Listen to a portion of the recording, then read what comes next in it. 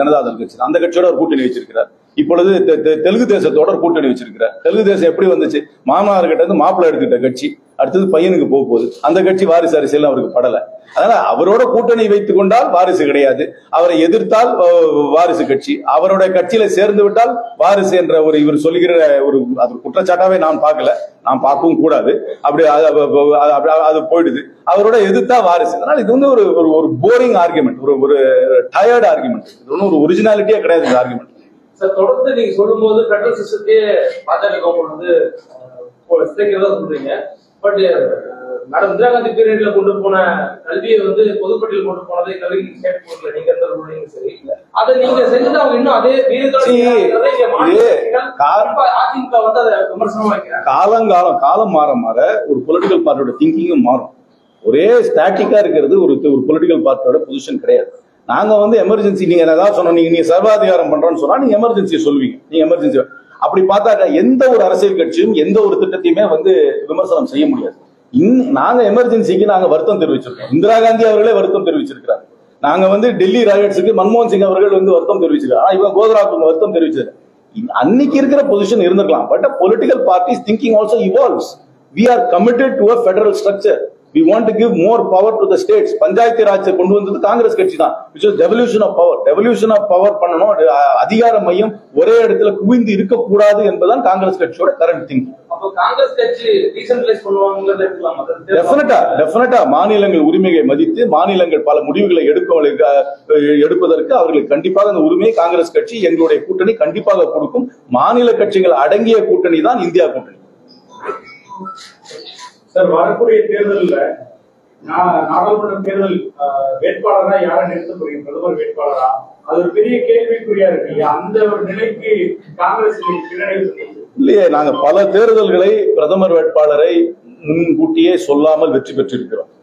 ஏன்னா நீங்க கூட்டணி அரசாங்கம் என்று பார்த்தீர்கள் என்றால் 96 தேவகவுடாவை யாருமே பிரதமர் வேட்பாளர் என்று முன்னிறுத்தி தேர்தலை சந்திக்கவில்லை. 2004 நாங்கள் ஆட்சி அமைக்கும் பொழுது கூட மன்மோகன் சிங் அவர்களை நாங்கள் பிரதமர் வேட்பாளர் என்று அறிவித்து நாங்கள் வெற்றி பெறவில்லை. அது ஒரு ஃபார்முலா, அது ஒரு டாக்டிக். ஒருத்தர் வந்து பிரைம் மினிஸ்டரியல் கேண்டிடேட் முன்னாடியே சொல்லி தேர்தலை சந்திக்கிறது. சில சமயம் கலெக்டிவ் லீடர்ஷிப்போட தேர்தல் சந்திக்கிறது. ஆனா அந்த முடிவை எடுக்க வேண்டியது கூட்டணியில் இருக்கும் அத்தனை கட்சியோட தலைவர்கள் தான். That's beyond my pay station. ஒரு வலுவான ஒரு கட்சியா காங்கிரஸ் இன்னைக்கு இல்லாததுதான் பிஜேபியுடைய வளர்ச்சியா பாக்குறீங்களா? இல்லாட்டி அவங்க வளர்ந்ததுனால நீங்க உங்களுடைய வாக்கு இல்ல? பிஜேபியோட வளர்ச்சி என்பது என்னை பொறுத்த வரைக்கும் ஹிந்தி பேசும் மாநிலங்கள்ல தான் அதிகமாக இருக்கிறது. ஹிந்தி பேசாத மாநிலங்கள் எடுத்து பாத்தீங்கன்னா குஜராத்தை தவிர அவங்களுக்கு எங்கேயுமே தனிப்பட்ட மனித ஸ்ட்ரென்த் கிடையாது. நான் ஹிந்தி ஸ்பீக்கிங் ஸ்டேட் எக்ஸப்ட் குஜராத்தை பாத்தீங்கன்னா அவர்களுக்கு செல்வாக்கு நேரடியாக கிடையாது. கர்நாடகா வேணா ஒரு அளவுக்கு வந்துட்டு போதும், ஒரு பெர்மனன்ட் செல்வாக்கு இருக்கிற மாதிரி தெரியல. இந்த ஹிந்தி பேசுகின்ற மாநிலத்துல அந்த ஹிந்துத்துவா கொள்கை, குறிப்பாக இஸ்லாமிய மக்களை ஒடுக்க வேண்டும் என்ற அவர்களுடைய நிலைப்பாட்டுக்கு ஒரு செக்ஷன்ல இருந்து வரவேற்பு இருக்கிறது. அது சமுதாயத்துல வேரூன்றி விட்டதால் அவர்களுக்கு அங்கு கொஞ்சம் செல்வாக்கு அதிகமாக இருக்கு. ஆனால் ஹிந்தி பேசாத மாநிலங்கள், அதனாலதானே அவசர அவசரமா போய் ஆந்திரால ஒரு கூட்டணி வைக்கிறாங்க. தேவையே இல்ல இதுக்கு பிஜு ஜனதா தளுக்கு அந்த கூட்டணி தேவையே இல்லை. ஆனா பிஜு ஜனதா தளோட ஒரு கூட்டணி வைக்க முயற்சி பண்ணிட்டு இருக்காங்க. நான் ஹிந்தி ஸ்பீக்கிங் ஸ்டேட்ல அவங்களுக்கு ஒரு கூட்டணிக்காக தேடிக்கொண்டுதான் இருக்காங்க. பஞ்சாப்ல முன்னாடி அகாலிதளோட கூட்டணி வைத்தார்கள், மகாராஷ்டிரால கூட்டணி வச்சிருக்காங்க. நான் ஹிந்தி ஸ்பீக்கிங் ஸ்டேட்ல அவர்களுக்கு ஒன்றும் அவ்வளவு செல்வாக்கு. இது ஒரு ஹிந்தி இந்துத்துவா பார்ட்டியா தான் நான் பார்க்கிறேன். ஒரு பேன் இந்தியா பார்ட்டியாவே நான் பார்க்கவில்லை. ஆனால் அவர்கள் சொல்லும் அந்த கருத்துக்கு அங்கே அந்த இஸ்லாமியர்களை வந்து இரண்டாம் கட்ட மக்களாக ஒதுக்க வேண்டும் என்ற ஒரு சிந்தனைக்கு அவர்கள் சிலர் வந்து ஆதரவாக இருக்கிறார்.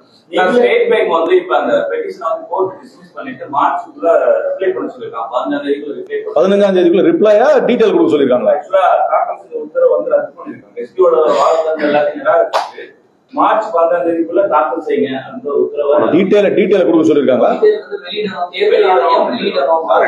வெல்கம் பண்றேன். அதை பண்ணிருக்கலாம். ஏன்னா இப்ப கம்ப்யூட்டரைஸ் டேல வந்து இவங்கனால அந்த டேட்டா கொடுக்க முடியாது, ஏத்துக்க முடியாது. இந்த இதுக்கு அந்த பெட்டிஷன்ல வந்து name of the purchaser of electoral bonds and denomination of the bonds separate ஆகும்.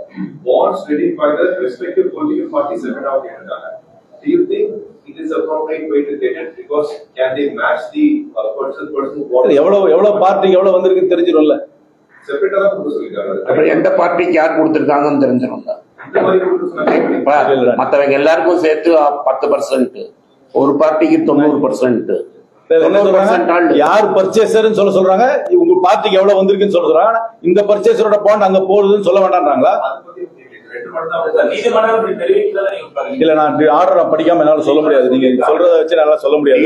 ஆர்டர் பார்க்கணும். But any disclosure is welcome. ஏன்னா இப்ப நோ டிஸ்க்ளோசர்ல இருந்து பார்சல் டிஸ்க்ளோசருக்கு வரும். ஃபுல் டிஸ்க்ளோசர் கொஞ்ச நாள்ல வந்துரும் வச்சுக்கோங்க. அட்லீஸ்ட் பார்சல் டிஸ்க்ளோசரா வரும். உங்களை மாதிரி நாலு மீடியா ஃப்ரெண்ட்ஸ் ஒர்க் அவுட் பண்றதுக்கு எவ்வளவு நடப்பது அது தெரியாது எனக்கு. அதை நான் ஃபுல்லா படிச்சாதான் எனக்கு புரியும். அப்படியே பார்ட் டைமா கூட வந்ததுன்னா கூட பேசுறதா ஒரு வீடியோ இல்லையே, அப்படி நான் பேசவே இல்லையே. அந்த மாதிரி ஸ்டாண்ட்ல நீங்க இருந்தீங்களா? அப்படி நான் பேசவே இல்லையே. நான் என்ன பேசுறேன் கரெக்டா கோட் பண்ணீங்கன்னா நான் சொல்றேன். நான் தந்தி டிவிக்கு கொடுத்தேன். தந்தி டிவி நிபுணர் இருந்தானா போடலாம். ஆனா போர் அடிக்கும் 39 நிமிஷம் அது நீங்க பாக்கணும். அதப்போ அதனால அது கேட்டீங்க. நான் அப்படின்னு சொல்லவே இல்லையே. நான் தந்தி டிவியில தமிழ்ல தான் சொன்னேன். அதனால அது கரெக்டா கேட்படி கோட் பண்ணீங்கன்னா நான் பதில் சொல்றேன். நான் என்ன சொன்னேன், அவர் எப்படி பாக்குறீங்க? ஒரு ப்ராபகண்டா மிஷினா பாக்குறேன்.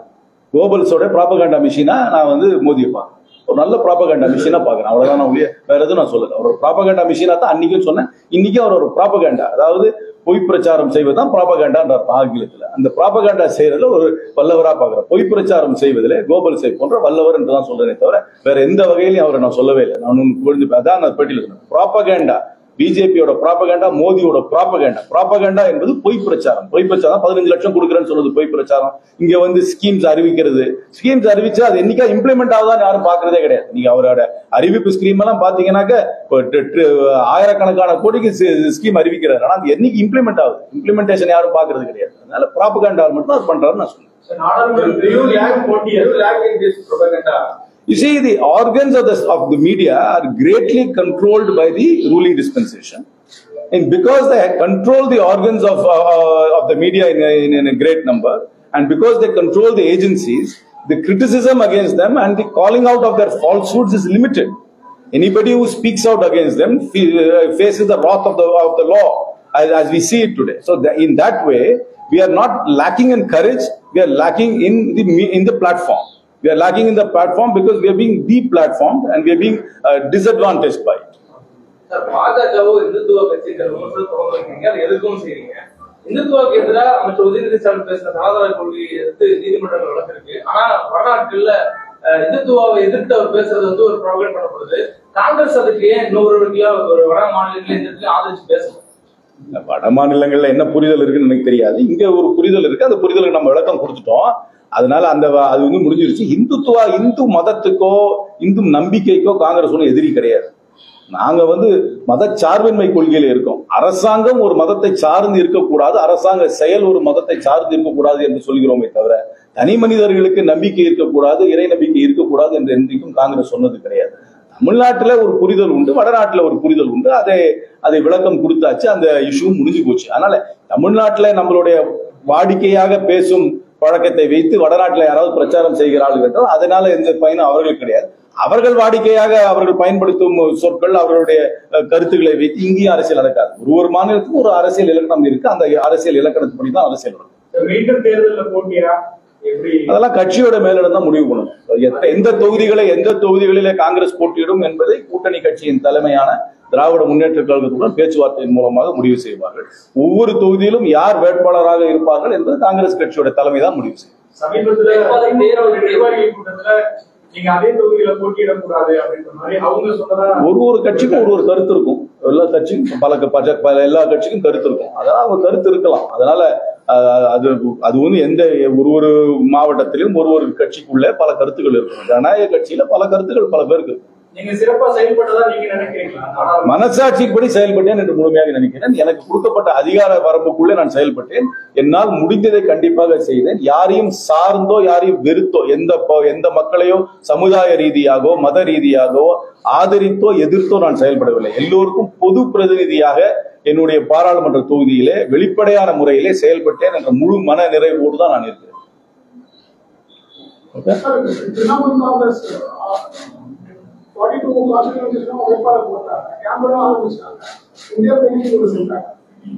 See, every time a constituent member of the India கூட்டணியில நம்ம கூட ஒரு அலையன்ஸ்க்கு வராது, இது செட்பேக் தான். But we have to deal with the situation. என்ன காரணத்துக்காக அவர்கள் வந்து திடுதிப்புன்னு அவர்கள் பண்ணார்கள் என்று எனக்கு தெரியவில்லை. எங்களுடைய அகில இந்திய தலைமை இன்றைக்கு கூட சொல்லியிருக்கிறார்கள், இன்னும் we are still hopeful of some sort of negotiated arrangement with the Trinamool Congress. வந்தா நல்லா இருக்கும் தான் எல்லாருமே விரும்புறோம். ஆனா வருமா இல்லையான்னு எனக்கு சொல்ல தெரியும்.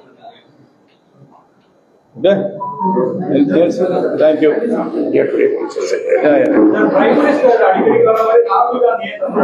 அவர் இப்ப வந்து நடைபயணத்தில் இருக்கார். நடைபயணம் முடித்தவுடன் கண்டிப்பாக வருவார்.